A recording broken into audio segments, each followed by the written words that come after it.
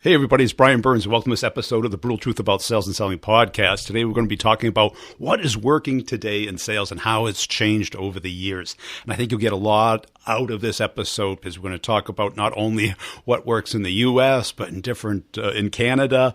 So you get a multicultural experience. And I think this is important, especially if you're calling into multiple territories and even states. People change, their accents change, their work style changes, the words per minute changes, and we have to be sensitive to that. So we're going to talk about that as well as technology companies, big companies, small companies. I think you're really going to enjoy this conversation with Colleen. She's a lifetime seller and now is helping small companies sell into bigger companies. But before I get into it, hey, I want to update you on the courses. I'm now offering private one-on-ones with everybody who signs up for the course. As long as I can share it with everybody else in the course, I do it for free as part of the course. And if you want to learn more about the course to see if it's right for you and matches the sale that you're doing, first you can listen to the podcast. And if that matches, schedule a call with me. You can do that at b2brevenue.com under the training tab. There's my calendar. You can just pick a 15-minute slot, but please be serious. Have listened to at least 5 episodes of the podcast, just so you pre-qualify yourself and don't take up any of your time. If it's not a match, totally understand. But if you want to talk it over to see what you get out of the course, just the office hours, the one-on-ones, and you get access to all the content for a year. So it's, and you can pay per month. What's there to lose? Let's get into this. Come on. We're going into Q4. Are you booked? Let me ask you a question. Are you booked every day of every week with new meetings, new opportunities? Is your close rate above 80%? Are you spending your time on real deals? Are you making $500K a year? No? Well, maybe we could do a little better.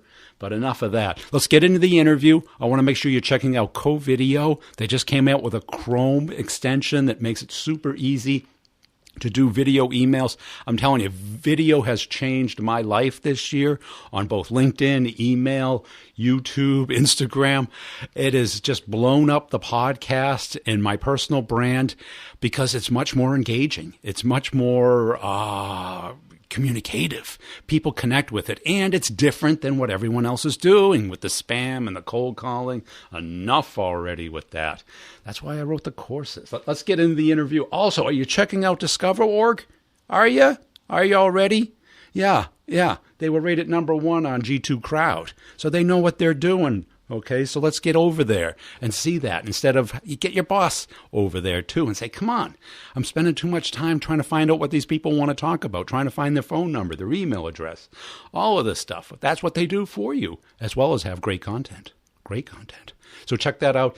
And did you check out last week's episode, the one I dropped on the weekend with Devin from gong.io?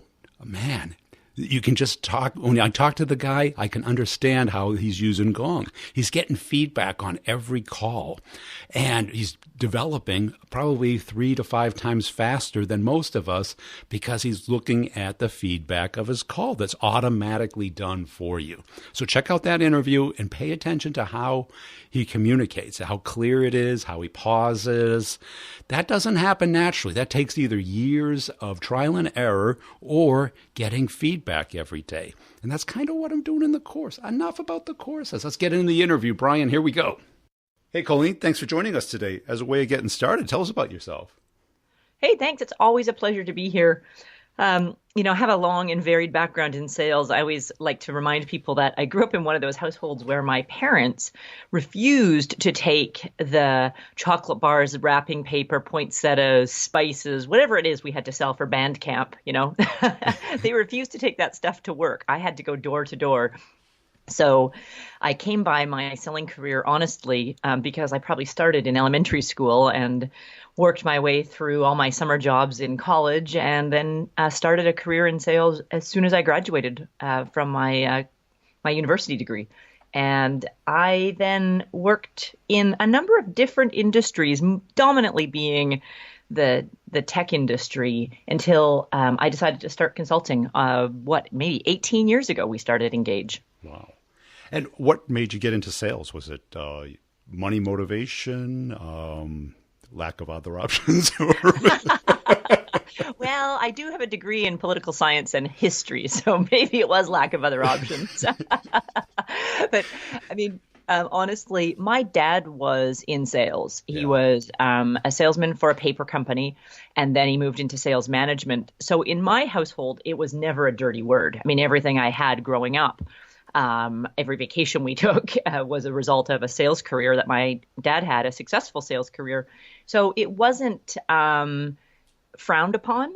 And so when I graduated and had, a number of different things to consider, I thought, well, why not? And I went into financial services, so life insurance, disability insurance, health plans. I had a couple of friends working in the industry who were successful, and so I decided to give that a try.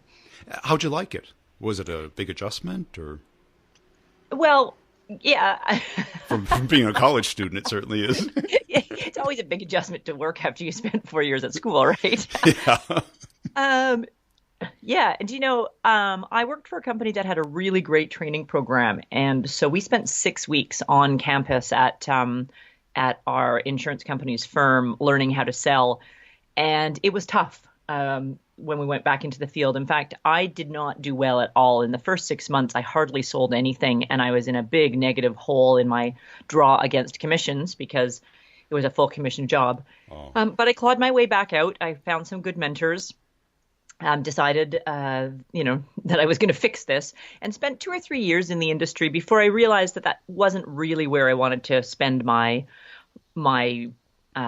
career. I was more interested in the sort of big, complex business-to-business sales as opposed to the consumer or the individual sales. So I decided to leave and go to work and find a job in the tech industry, the software industry, selling large database management systems to, big Fortune 100, Fortune 500 regulated industries, which is where I really found my passion. Yeah. And what was that like? That must have been a huge difference.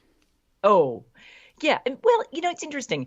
There were some things that were similar, right? Yeah. So I learned very quickly that people buy from people. Even though you're spending corporate dollars and maybe millions of dollars of them, you're still working at relationships with individuals. So building rapport, building trust, talking to people one-on-one was still really critical. I also learned that the answer wasn't going to be in my office, right? You had to get out. Nobody in there was buying, huh? Sitting behind my desk waiting for the phone to ring was not going to be helpful. So getting out and networking and being in the field and meeting people was also really critical. The difference was largely around the scale and the scope, having to learn how to team sell. Yeah. So bringing in other people, having to learn how to manage a sale with multiple buyers. In the past, I was used to maybe 2 buyers because you'd have potentially a husband and a wife, say, for example, whereas in selling to large oil companies or selling to Microsoft, you had big committees of people in highly competitive environments. So that was a really different lesson to learn, but a very fun lesson to learn because you're putting lots of pieces together, building org charts, trying to figure out who does what and who is responsible for what. And so the strategic nature of the sale was what really interested me. And did you embrace the technology, or did you have a sales SE with you, or how did you work around that? In my early career, I was working with a very young startup, and we were bootstrapping, so there were no SEs. I had to learn how to embrace the technology. Now, if things got really technical, I would bring our lead engineer or lead developer or one of the founders of the company who was on the technical side. But I had to learn how to demo my own software. I had to learn the lingo. I had to, learn the industry as well, which was a fun environment to be in. That is a lot of fun. It's scary, though, isn't it? Yes, because you never really know if you're saying things correctly. I remember being on a call one day, and we were talking with a client who needed to have some work done, some customization done in our software. They wanted to know if we supported Asian languages, Chinese, Japanese, for example. And I thought that they were talking about double-sided characters when they were talking about double byte characters, but I had never heard the term before. And so I kept saying this. And of course, my tech team couldn't be bothered to correct me. They thought it was hysterical. That's it. Because probably, was your entry point a technical person, or did you go on the management side down, or what was your strategy? No, that was a really good, interesting lesson for me in selling technology is our entry level was never the tech person. Our entry level was often someone in what was called records management or data management. It could have been someone in legal. It could have been someone in a file room, someone on the information side of the business. But generally, they were an information manager, not on the tech side. And so we were able to have business discussions first and find out the business drivers for the requirement and then bring in the tech side. And that was a really great lesson to learn early on, because even now in my consulting career, I can help my clients who work on the tech side or on other products not just rely on that technical sale, but they can learn easily from me how to identify the business drivers for the products. Because that's really where a lot of companies are getting stuck on one side or the other. Exactly. Like, for example, I was working this week with an engineering consulting company. And so their reps, they're all engineers. They're project managers. They have deep technical expertise in construction management and civil engineering. And so when a client calls them and says, we want to build a new plant, they just say, great, we can help you with that. They don't think to ask about the business drivers of the conversation. Why? Why? Yeah. What's it going to produce? How much revenue is it going to generate? Who else besides you on the engineering team is affected by this? Yeah. And when they learn how to do that, they can dramatically increase the scope of the project, because they find out other needs for which other divisions of their company can provide services for. And a lot of companies are trying to skip this or don't really realize the value of that step. Oh, absolutely. It's really too bad, because those companies that do embrace understanding the business drivers behind the project, and the business drivers being, who is controlling that business driver, because the business driver could come from a compliance officer or a legal team or a marketing and sales team.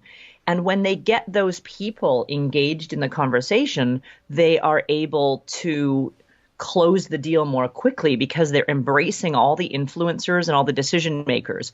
Those companies that go in and just stick, on that narrow path of, oh, you're building a building, so we'll help you build that building, tend to find themselves in much more competitive situations, slower sales cycles, because they're not ever dealing with all of the right people and understanding, the entire scope of the project.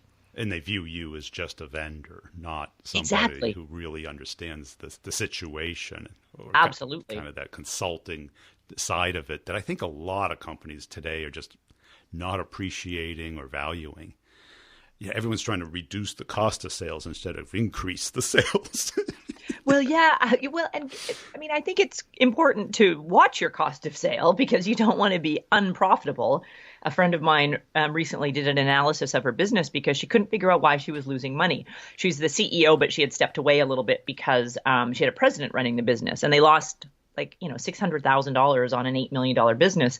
And she realized that one of the main products that they were selling, 65% of their revenue was every single transaction was losing money. So that's why they lost money. So it is important to be driving down that cost of sale and cost of delivery. But at the same time, we need to really figure out how to close deals more quickly. And sometimes that does involve more people from the client's side, because we have to get at the whole picture of why people are buying and what the driver is.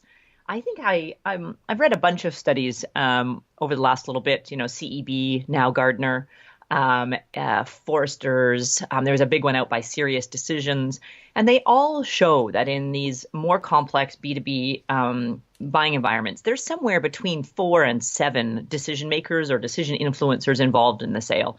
And so that's my starting point with clients. let's make sure we're dealing with all of those people so that we know what's driving them so we can bring them on side, leverage them, and get the deals done more quickly. Yeah, and I think that's something that a lot of people just don't realize until it's too late.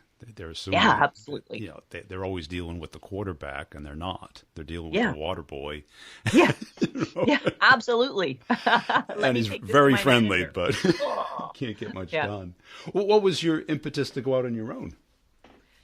Well, I was working with a little startup company, and we were making progress and trying to get some money, and the bottom fell out of the market. So in 2001, Cisco announced their first poor earnings. I think they were the first ones to go, and the VCs in San Francisco closed their doors and ran away. And so I got laid off. And I thought to myself, what do I really want to do? And I had discovered my passion was really working with growing companies and helping them grow more quickly, and that there was a real need in my city, in Ottawa, which is a tech center, to provide sort of virtual VP of sales services for companies who couldn't afford to bring on a true VP of sales. And so I started doing that, and then that just became, can you train and coach our people to do that? And, can you take on different projects? And so over the last 18 years, our business has really morphed and changed into training, keynote speaking, writing, researching, doing things around customer journey, coaching, and not just focused on tech sales, but more morphed into working with highly competitive industries. I mean, it sure is a beautiful city. I used to cover Ottawa. I was up there, at Nortel almost, several times a month. Have you noticed any difference between selling in Canada and selling in the U.S.? I don't know if you even sold in the U.S. or not. Oh, yeah. It's interesting because my tech career was mostly, even though I was based here in Ottawa, all of our clients were U.S. And even in my consulting business now, I think 80% of my clients are American versus Canadian. The difference is when a Canadian has a problem and an American has a problem, the Americans actually like to solve the problem. They don't participate. They don't waste time thinking, should we, shouldn't we? I don't know. We've had it for so long. Canadians are just less decisive. Okay. And I love my fellow Canadians. I am and always will be a highly patriotic Canadian. But man, we sit and wait and whine a lot more than you guys. Well, and a lot of salespeople don't really take those things into consideration. I'll watch experts give presentations on like words per minute, and I'm like, you realize that varies all over the world and all over the country. Oh yeah. I was a startup salesperson as well, and so I'd cover anywhere from a third of the country down, 3 years later down to one state. But, that first year, you go to Texas, very different. If they meet with you, they are going to buy or they're not going to buy, and they will tell you. Yes. You go down to Atlanta, they'd love to meet with you, no matter what you sell. You go to New York, and you're like, they want to fight you. Well, I remember my first experience selling in New York when I was in software sales, and it was so stereotypical. We went into the office, and she looked at her watch and said, "You got 15 minutes, go." Just a second here. All my other clients are based in Houston. We usually warm up. Yeah. Can we talk about the kids for a while? Exactly. So what do you see most people doing wrong today? I mean, because you've seen the landscape change, this, from on-prem to SaaS to the cloud to, everyone trying to do everything on the phone, online. Yeah. How do you guide your clients through that process? Well, what I see, the biggest mistakes that I'm seeing right now in sales is companies and sellers, they either are ignoring or are unwilling to accept the complexities of communicating with their clients. So they don't embrace this omni-channel approach, meaning they still use the phone or in person. I have some clients who still just say, nope, our business is door to door. We're going door to door, and they aren't embracing the fact that we have a huge diversity of buyers inside our communities, and they are researching on their own. They're using tools like LinkedIn. They're scouring the blogs. They're reading reviews. It's funny. People who are holdouts on this with me say, well, Colleen, people buy from people, and selling is a people business. And I 100% agree with them. The challenge is there are more people involved in the sales process today than ever before. And we don't know who some of those people are, because they're people who are writing reviews about us that we've never met before. They're people who are sharing their stories. There are people who are influencing our customer who are consultants or peers or trusted advisors. And we need to embrace reaching all of those people in order to positively affect our clients' willingness to even meet with us. And what are your feelings about kind of this division of labor gone mad? Is this prevalent up in Canada as well, or? What do you mean by that? I'm not sure. Well, we got, because before it was called inside sales. Now it's called sales development rep, and sometimes even before that, there's somebody building lists, information, concierge or whatever. And then there's people for new accounts, people for existing accounts, people for big accounts, small accounts. Yeah. I think you have to be careful inside an organization that you're not increasing your cost of sale unnecessarily, because every time we add one of those bodies, of course, it's another employee, another salary, another desk, another a set of benefits and vacation time, all those things. And I see that we're going to probably see a bit of a shift back where one person is managing a territory, and they're managing, let's just call it the inside sales, the outside sales, and to some part the marketing. I see that the best reps out there are hybrids. So they understand how to market to their territory on the front end of the sales cycle to really attract more leads to them, and then sell on the back end. And the reason that this is important is I think that sales development process, especially the old-fashioned way of directly emailing people or picking up the phone and calling them, is becoming less and less effective because people don't want to take those calls. Yeah. So the front end of the sales cycle is being really controlled heavily by the buyer. They're researching on their own. They're talking to their friends. They're talking to their peers. They're getting referrals. They're reading. They're attending conferences. They're watching videos. They're seeing, what other people are saying online. And then they're making decisions based on that, who the companies are that they want to reach out to. So we need to flood the marketplace with that kind of information to cause those calls to be more inbound. And if we're doing that, then, one person in the territory can manage that inbound process, and we might not need to have the outbound sales development rep or the traditional cold calling team, right? That's it. And I see a lot. I can't tell you the number of CEOs I talk to where they go, oh, no, we're 100% inside. We never go out and visit. And then I go, oh, cool. When do you want to get together? He goes, well, I'm traveling the next 3 months. I go, on vacation? No. I'm traveling to accounts. So basically, he's the outside salesperson. So you take the most expensive person and put them out into the field. It's effective, but is it productive? Yeah. And I think a lot of work can be done remotely these days. I've got a client who really embraced this years ago. They're in the leasing business, leasing of a high-end tech, medical equipment. So not car leasing, but like multi-million-dollar leasing. And they are based in Rochester, New York, arguably not the center of the universe for being able to travel because, Rochester is a small airport. So it's 2 or 3 flights everywhere, challenging, especially in the winter. So they decided to embrace a video conferencing technology before really anyone had it as a mainstream application. And so their sales process was always at a minimum, a one-way video push so that their clients could see them on the screen. And their proposal, they did all their proposals that way, like using a WebEx or, GoToMeeting type format so that they could share the proposals together. And they just outperformed everybody in the industry. They were so successful. They got bought by a major bank in the US and then a super major bank in Canada, largely because they just outperform. And I think part of that is they figured out a way to use technology so that they could actually do more work, right? If you're not getting on a plane and having to fly to see a customer and you can have that 1 hour meeting or 2 hour meeting online, you can have 3 of those a day.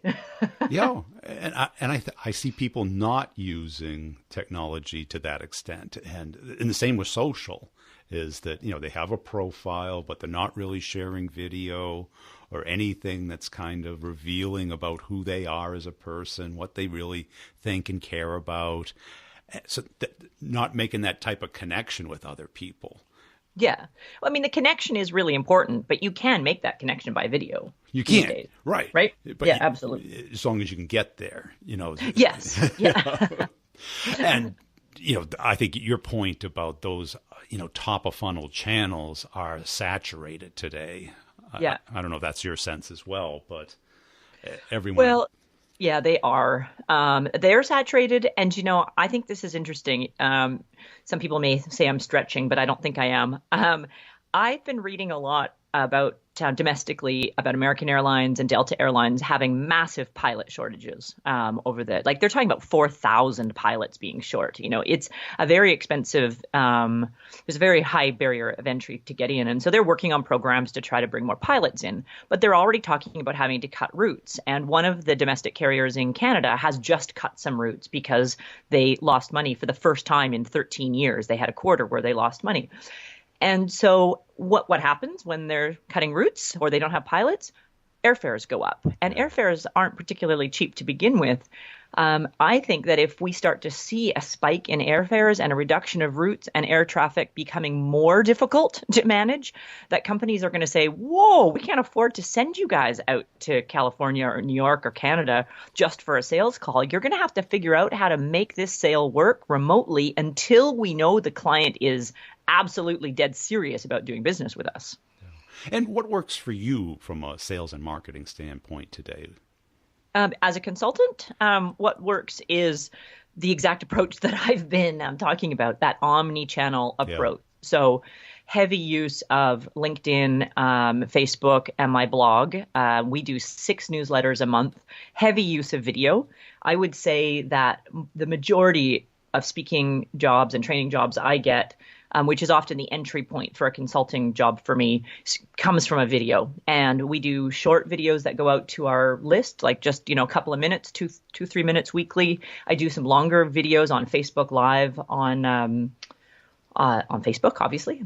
I do some spontaneous videos on LinkedIn. Just really embracing this omni-channel, because then it creates inbound leads. The hardest part about being a boutique or a solo consultant for us is if we're out consulting with a client, I can't also be making sales calls. So I need a steady flow of inbound leads to follow up on so that I can use my own sales time wisely. And how about as far as people selling you things or marketing to you, where do you learn about new technologies, new capabilities, new services?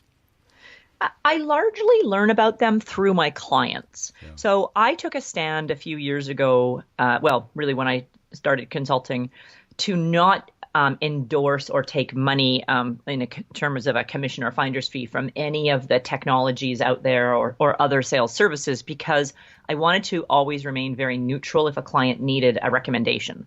So I love Salesforce.com, but it might not be right for all of my clients. So I might not, I don't want to be in a position where I feel like, I should recommend them because they're paying me to, right? Yeah.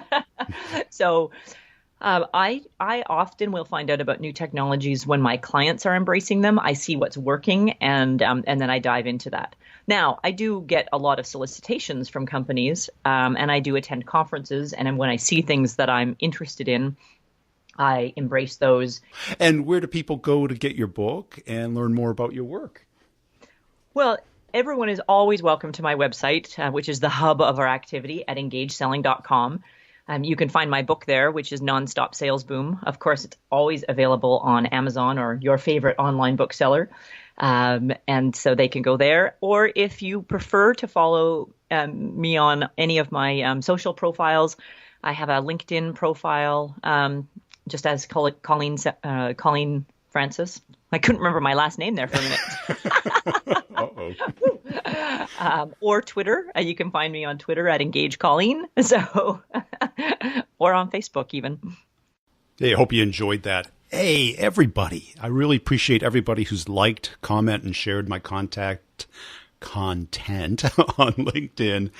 And are you checking out the other podcasts? I got the Sales Questions one. I'm dropping that Monday through Friday, and the B2B Revenue Leadership podcast. That comes out every Sunday. That's more on the leadership issues as far as management, sales organizations, marketing. But it's a great way to understand what's really going on out there and what's being successful kind of at the leadership level. Not just at the sales level, but, check it out. Make sure you tell your manager about it, or if you are a manager, you can check it out. And what a lot of people are doing with the courses, they're just expensing it. And they get their manager to pay for it, and that you can pay all at once or by the month. And it's a nice, easy way. If your company would like me to customize the training for your particular product and market, happy to do that with like a minimum of 5 students. It makes sense to do that. Get in touch with me the same way, b2brevenue.com. Under training, schedule a time. Let's talk about it.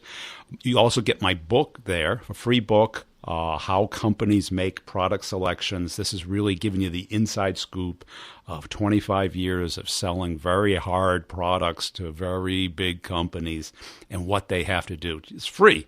Just go over there, get it. I don't spam anybody. I haven't sent any emails out other than the book itself. So you basically go over there, type in an email address, hit submit. It'll send you an email with the link to the book in it. I also have 2 free courses under the training tab at b2brevenue.com. One on how to come up with a LinkedIn profile. About 90% of them out there are either incomplete because LinkedIn has a bug with the company logo that never populates, and it just looks amateurish, as well as I show you about the picture, the headline, what to include, how you can spend just 5 minutes a day on LinkedIn and get an enormous amount of value out of it. It's your Rolodex. Remember the Rolodex from the 90s, that paper thing on everyone's desk, and keeping all those business cards? Today, we have to get this all in the cloud. We have to own it. And when I hear companies say, well, their personal LinkedIn account, there's no personal anymore. That's Facebook. That's Instagram. LinkedIn is how you connect with your network. People you work with, people you want to work with, and people that you want to sell to. The phone and email, I mean, let's face it, no matter how good you are at it, it's not as effective as it used to be. You have to become known, liked, and trusted. And the only way to do that at scale is through social. We just don't have enough time in the day, and people are only accessible certain hours. But online, you can be insanely effective. So both of those courses, well, the other one, Nudge.ai, just use the coupon code NUDGE, and you can get into that one. It shows you how to use the product, how I use it to automate my prospecting for me.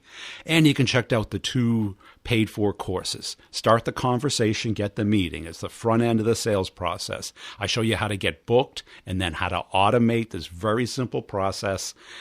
It's super simple to just book yourself solid every week. You can even outsource it or automate it with the technology that I show you how I do it.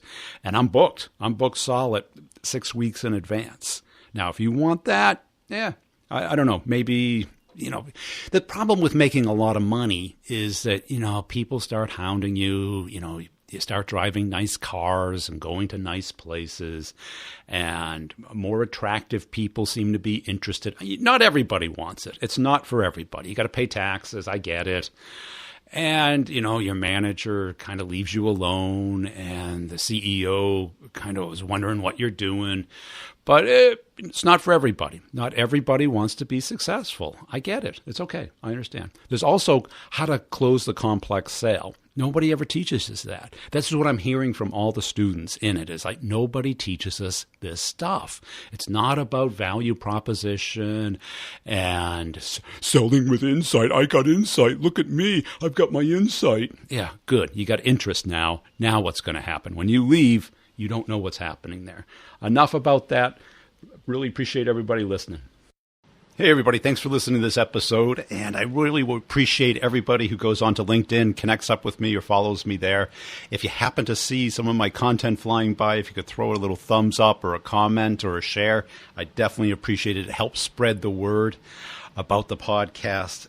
And make sure you're checking out my website, b2brevenue.com. You can get my free book on how companies make product selections. It's a real book. It is on Amazon, but I give it away for free. Just register there.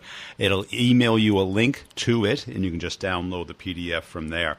Also, if you want to check out the courses, start the conversation, get the meeting, or closing the complex sale, and you have more questions about it, the short answer is there are video courses. You get access for a year, but it's also a community. What does that mean? You can ask questions anytime via voicemail or email. I answer them within a week, put them into the course. We have office hours every other week. It's an hour long course where you can I pick a topic, answer questions, you can ask questions. Also, you can schedule one-on-ones for free, and we just talk through your particular use case, and that gets shared with the course. So if you don't have time for office hours or the timing doesn't work, or you just want some more one-on-one help, that's all included for a whole year. So it's really a year to go from where you are to where you want to be. And so it's not just videos. It's not just knowledge. It's practice.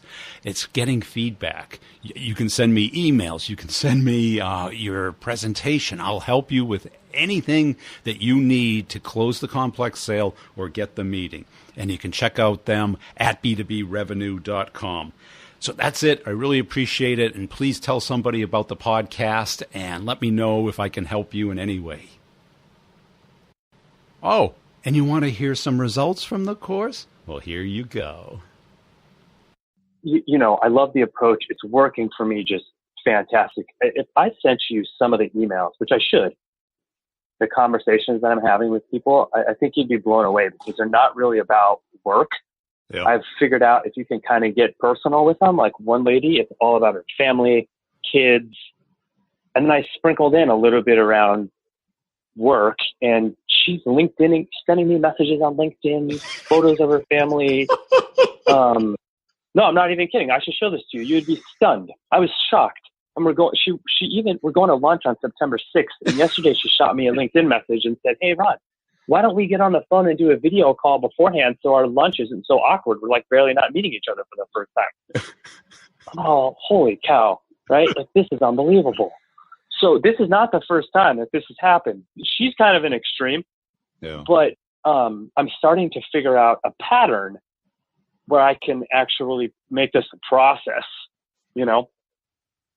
So good. Yeah. I'll show you that. So it's getting to that point. And every time I do this, I'm like, God, this is unbelievable, So, and it feels better too, doesn't it?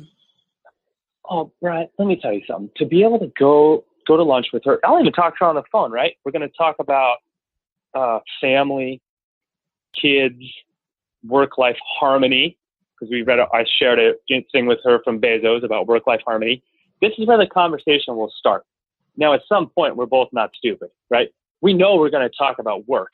We know why we're both there. Right. But to kick it off this way is so much better. And to end that lunch with the last 5 to 8 minutes of telling, well, what are you guys doing with digital